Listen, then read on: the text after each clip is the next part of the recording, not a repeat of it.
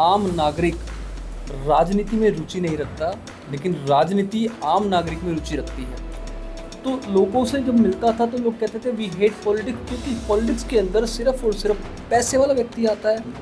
और हमारा पुराने गुरुग्राम के साथ जितनी भी सरकारें रही हैं उन्होंने सोतेला व्यवहार किया है। जनसेवक क्रांति पार्टी के पास क्या कुछ विजन है गुड़गांव को लेकर? जनसेवक क्रांति पार्टी के पास क्या कुछ विजन है हरियाणा को लेकर? स्वागत है हरियाणा तक इस मंच पर आपका। और एक बार बताएं कि अंकित अल्ग कैसे बिजनेस से पॉलिटिकल पार्टी बनाने की सोची और कैसे ये राजनीतिक सफ़र की शुरुआत हुई? सर, अंकित अल्ग आम परिवार से है, सामान्य परिवार से है, जैसे अन्य लोग होते हैं।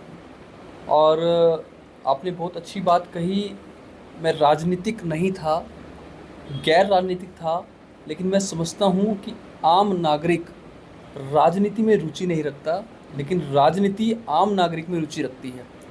और व्यापार से राजनीतिक का सफ़र ऐसा था कि एक आम नागरिक की तरह सोच रखने वाला व्यक्ति मैं था।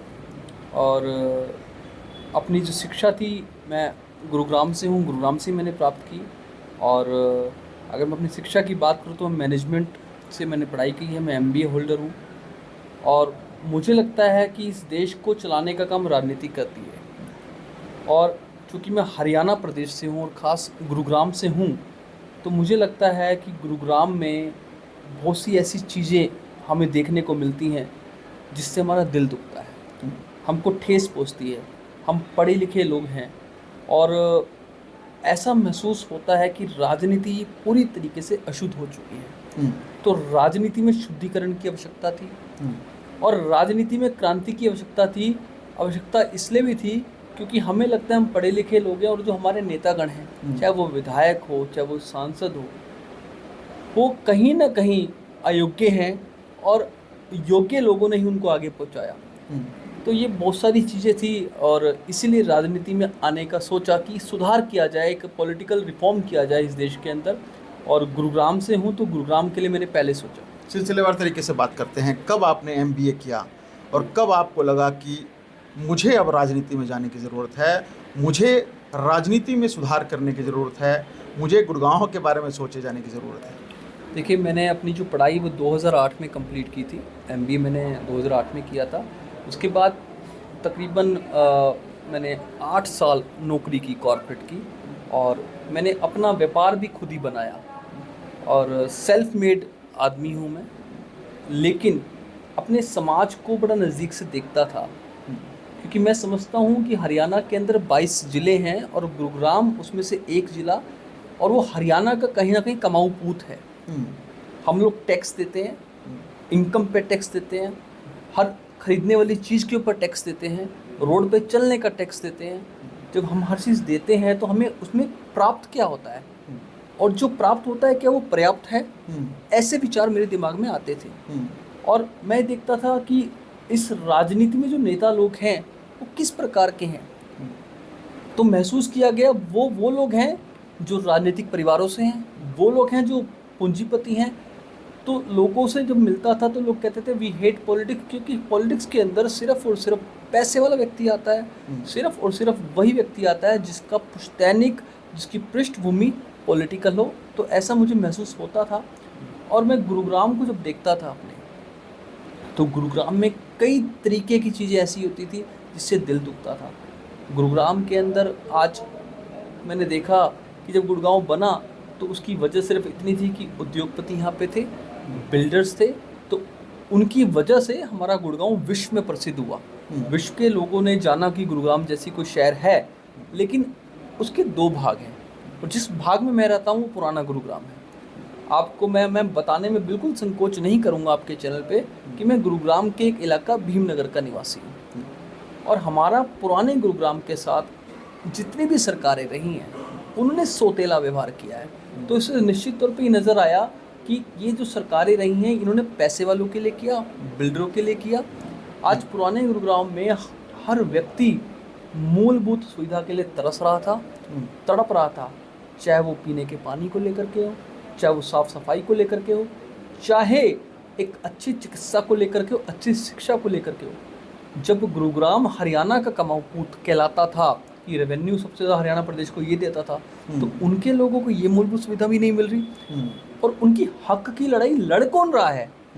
तो ये सब चीज़ें देखी तो पता लगा कितने विधायक रहे। मैं अगर, क्योंकि देखिए हमने होश संभाला 20-25 सालों से, मैं आपको उंगली पे गिनवा सकता हूँ। 2019 में सुधीर सिंगला जी आए, 2014 में उमेश अग्रवाल जी आए, 2009 में सुखबीर कटारिया जी आए, फिर उससे पहले गोपीचंद गहलोत जी थे। ये 4 विधायक होने के बावजूद और हमारे सांसद साहब होने के बावजूद भी गुड़गांव की दशा जो कि त्यों ही रही जैसा मैं बचपन में देखता था, जैसे मैं 2018 में देखता था और 2024 में हम सब देख रहे हैं। तो ये कारण थे कि कहीं ना कहीं जो मूलभूत सुविधाएं हैं वही नहीं मिल रही।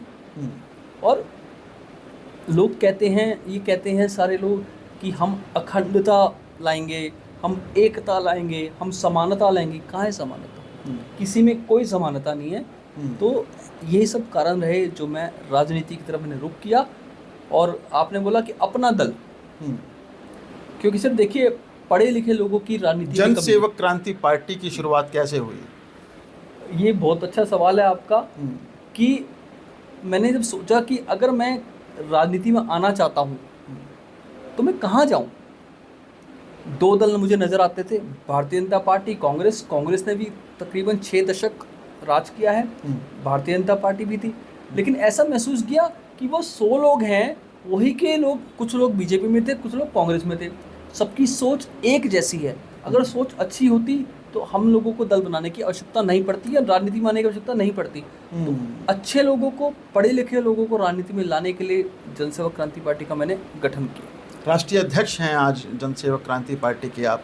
देखिए पार्टी तो बना लेते हैं लोग, और भी बहुत सारी पार्टियां हमारे देश में हैं जो कि चलाई जा रही हैं, जो कि ख़त्म होती जा रही हैं। जनसेवक क्रांति पार्टी के पास क्या कुछ विज़न है गुड़गांव को लेकर? जनसेवक क्रांति पार्टी के पास क्या कुछ विज़न है हरियाणा को लेकर? और जनसेवक क्रांति को ही लोग क्यों चुने? ऐसे कुछ कारण बताएं कि जनता आपको वोट दे तो क्यों दे। देखिए देश के अंदर तकरीबन 3000 राजनीतिक दल हैं और आम नागरिक को कितने दल के बारे में मालूम है? 2-4 राष्ट्रीय दल हैं जिनका नाम हम लोग भी सुनते थे। लोग राजनीति में आना इसलिए भी पसंद नहीं करते क्योंकि इन दलों ने कुछ नहीं किया।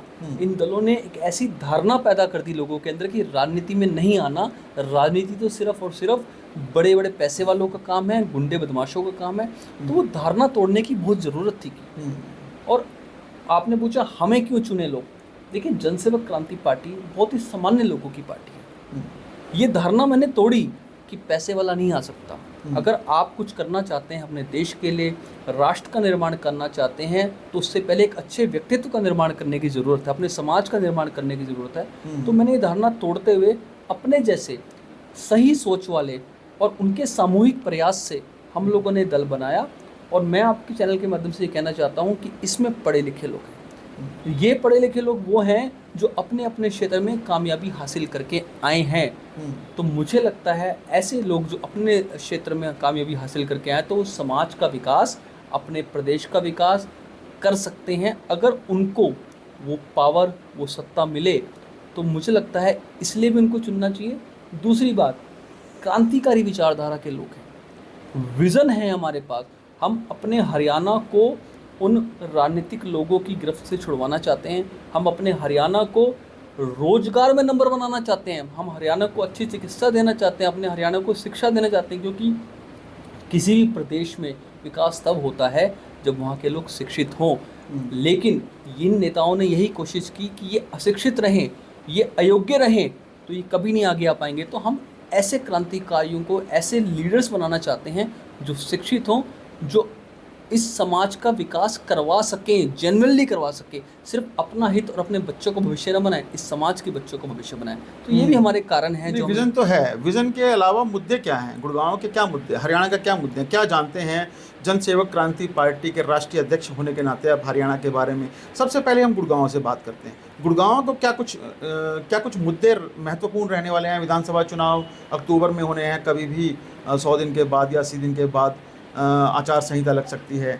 इसके बाद क्या कुछ जनसेवक क्रांति पार्टी के पास ऐसे मुद्दे हैं युवाओं को लेकर, बेरोजगारी को लेकर, या फिर सबसे ज़्यादा प्रदूषित शहर को लेकर, या फिर आपने कहा कि मूलभूत सुविधाओं के लिए जूझ रहा है गुड़गांव वासी, गुड़गांव का निवासी?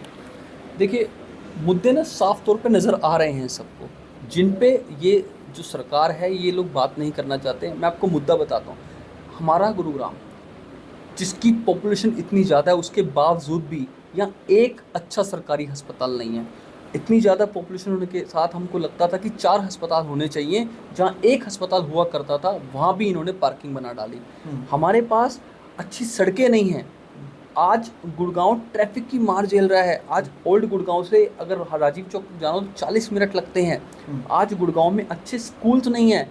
आज गुड़गांव में अस्पताल ना होने के कारण लोगों को प्राइवेट अस्पताल जाना पड़ता है, और वहाँ पे वो लोग डॉक्टर क्या करते हैं, वो अपनी मनमानी तरीके से पैसा वसूलते हैं। और मैं तो आपके चैनल के माध्यम से कहना चाहता हूँ कि वो ऐसा बिहेव करते हैं कि गरीब को तो सड़क पे अपना वो छोड़ना पड़ता है, दम तोड़ना पड़ता है।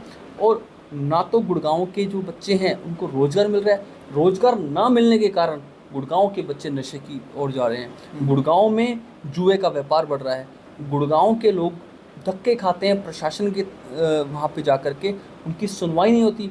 आज इस सरकार ने गुड़गांव के लोगों को डॉक्यूमेंट्स में उलझा के रखा हुआ है। एक पीपीपी आया था, परिवार पहचान पत्र, ये परिवारों को परेशान करने वाला पत्र लाए। आज किसी की पेंशन नहीं बनती, किसी का बर्थ सर्टिफिकेट नहीं बनता, किसी का डेथ सर्टिफिकेट नहीं बनता। तो इन चीज़ों में उलझे हुए लोग कहाँ से अपने बेसिक जो रिक्वायरमेंट है वही हक नहीं मिल रहा उनको।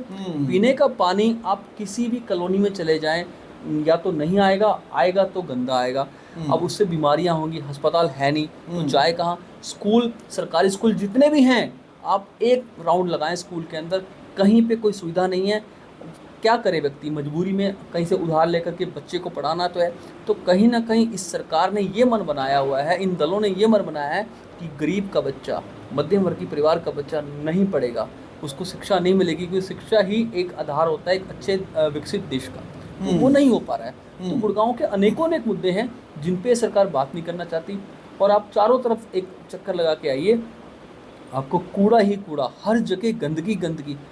65% से ज़्यादा रेवेन्यू देते हैं हम लोग, टैक्स देते हैं, उसके बावजूद अगर गुड़गांव के अंदर हमें मूलभूत सुविधाएं नहीं मिले तो मैं कहता हूँ धिक्कार है ऐसी सरकार पे, धिक्कार है ऐसे प्रशासन पे, और धिक्कार है उन नेताओं पे जो 10 साल के शासन के बाद भी ये कहने आ गए कि हमें मौका दो, इस बार हम गुड़गांव को टॉप 10 शहरों में लाएंगे।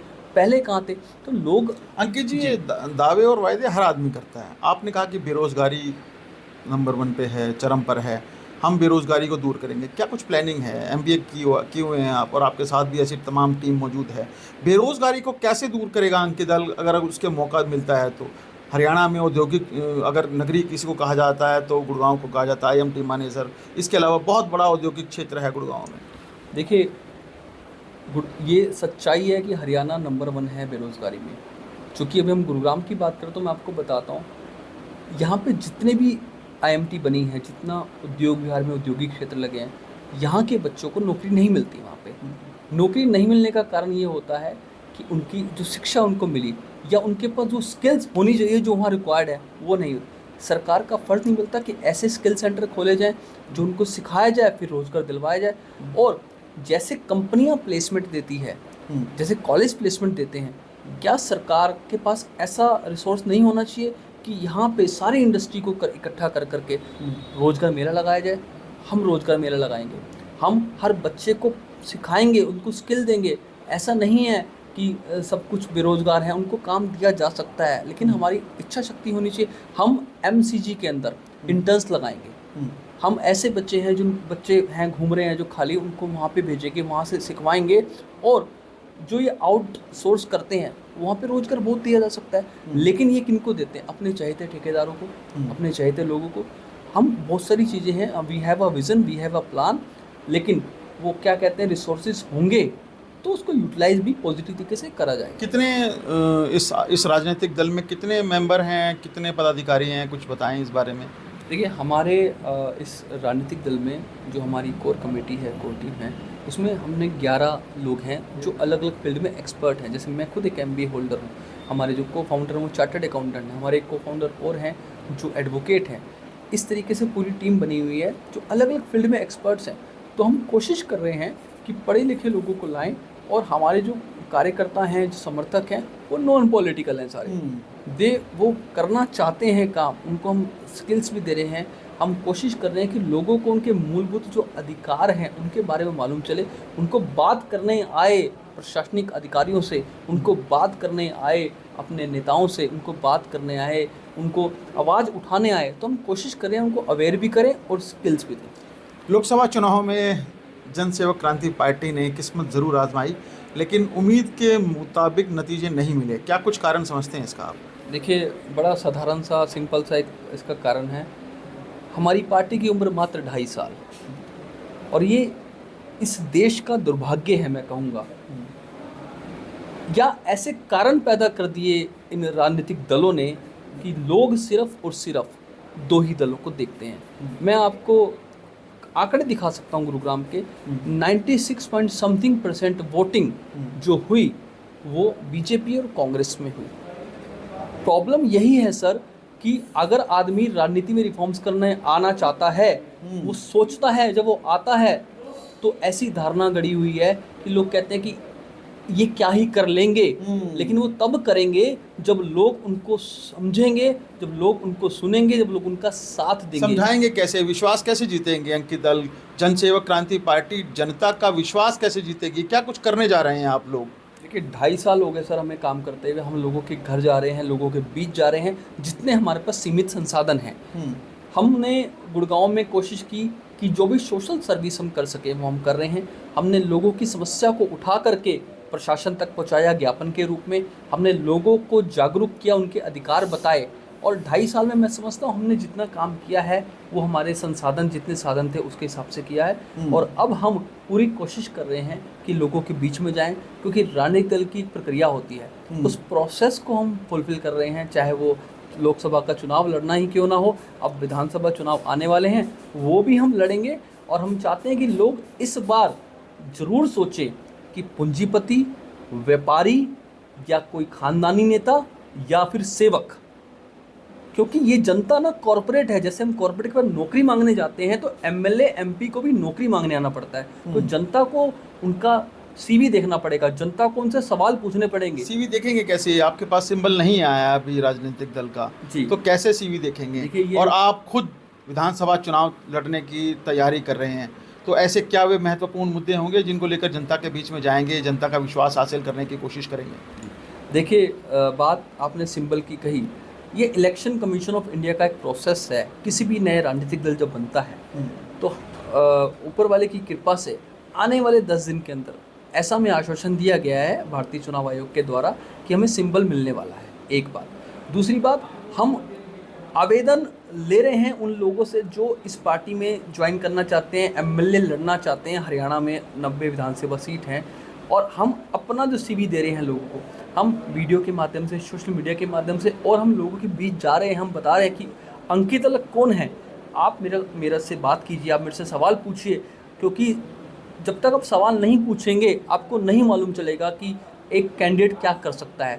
मैं आपके चैनल के माध्यम से ये कहना चाहता हूँ, मैंने तो लोगों को यहाँ तक कहा है, आप सफ़ेद पेपर के ऊपर मेरे सिग्नेचर लीजिए, और जो समस्या है, जो मूलभूत आपको ज़रूरत है, समस्या है, उसका निवारण जो विधायक के अंतर्गत आने वाले कार्य होते हैं उसको मैं अवश्य करूँगा। अगर आपने मुझे मौका दिया मैं सिग्नेचर कर दूँगा, क्योंकि हम लोग ईमानदार लोग हैं, हम लोग एक सामान्य परिवार से आते हैं, हमने समस्या को जिया है और हमें मालूम है समस्या का निवारण है, लेकिन इनके पास इच्छा शक्ति नहीं है, हमारे पास इच्छा शक्ति है। तो ये हमारे साथ अंकित अलग हैं, जो कि जनसेवक क्रांति पार्टी के राष्ट्रीय अध्यक्ष हैं।